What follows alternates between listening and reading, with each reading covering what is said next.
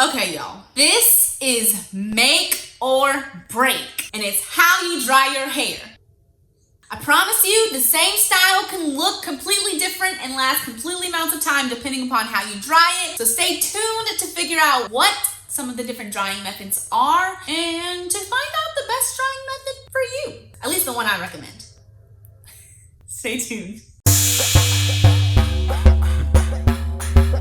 So first, why do we dry our hair? Outside of the fact that it's just naturally gonna dry anyways, what is the importance of this step?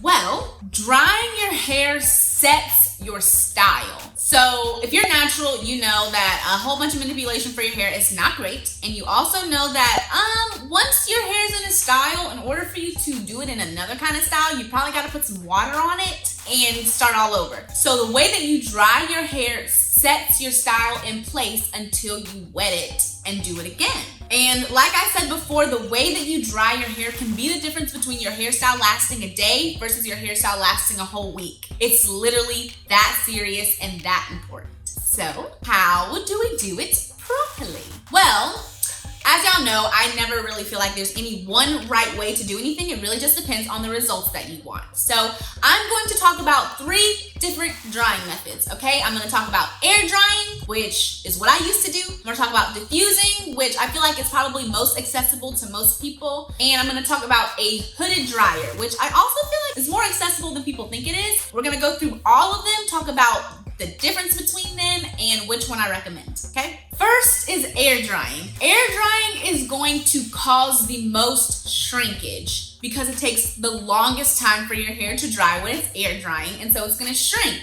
It's also going to cause the most volume as well because your hair, since it's taking so long to dry, it's moving around, you might be putting your hands in it, different things might be happening. Because if you're like me, your hair takes like 2 days to dry. And so a lot happens in that time. You sleep even. And so frizz is created, which means your hair is bigger and less defined when you're air drying. So air drying takes the longest, usually 24 to 48 hours to dry fully. It creates a whole lot of volume because it creates a whole lot of frizz, and it is going to give you the least defined results out of all of the methods that I'm going to list here.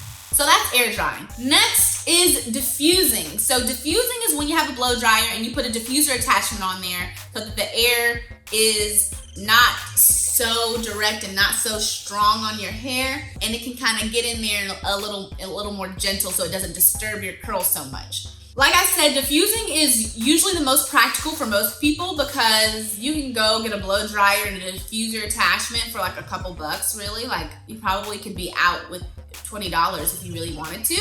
And I see a lot of naturals using diffusers, and diffusers are great. They do create more volume. They also create volume as a result of frizz because there's still some air disturbing the curls. If you're going to use a diffuser, and especially if you want defined results, ideally you take the diffuser and you point it downward so that the curls aren't being disturbed too much, but you're still getting to use your diffuser. You're pointing that air and angling it down so that it's kind of keeping your hair in place and keeping that definition intact for you. Now, ideally, I would recommend using a diffuser when your hair is already mostly dry. If your hair is already mostly dry, then the diffuser is just gonna help get it the rest of the way there. Then that's when you're gonna have like the least disturbance in your curls. But again, if a blow dryer and diffuser is what you have, just use a downward motion, be very, very gentle with it. Yeah, get to it. If you can get an ionic blow dryer, that's always gonna be ideal. Which also leads us to the third and final method of drying your hair, and that is a hooded dryer. That's what I currently use on my hair. I got my hooded dryer. Sorry, y'all. I actually got my hooded dryer at a beauty supply store for like 140 bucks. I had to talk the guy down. He was trying to charge me $160, and that was ridiculous. And honestly, $140 was also ridiculous, but I wanted it now. So, you know, supply demand. I demanded to have it right now, so I had to pay more. But one of my friends, we found one online for her, and it was just 100 bucks. So if you can spare $100 to get an ionic hooded dryer, not one of those soft ones where you put your blow dryer in there, not one of the ones where you sit it on the table and it kind of unfolds itself, not one of those, like an actual ionic hooded dryer. There's a link in my description box to different hooded dryers, so go check it out on Amazon. But if you can find an ionic hooded dryer, that is what I personally recommend. Ideally with 3 settings. Mine only has 2. Mine only has like cool and hot basically, but if you could have a medium setting in there, that would be really nice. So the way that a hooded dryer works is it is forcing heat down onto your hair. This method is going to create the least amount of frizz. It's gonna give you the most definition because you are drying your hair while it is in its most defined state and you're drying it quickly. So it's not really having time to shrink up like it does in air drying, and it's also not being disturbed and moved all around like it does when you're blow drying your hair. The trick with a hooded dryer is to not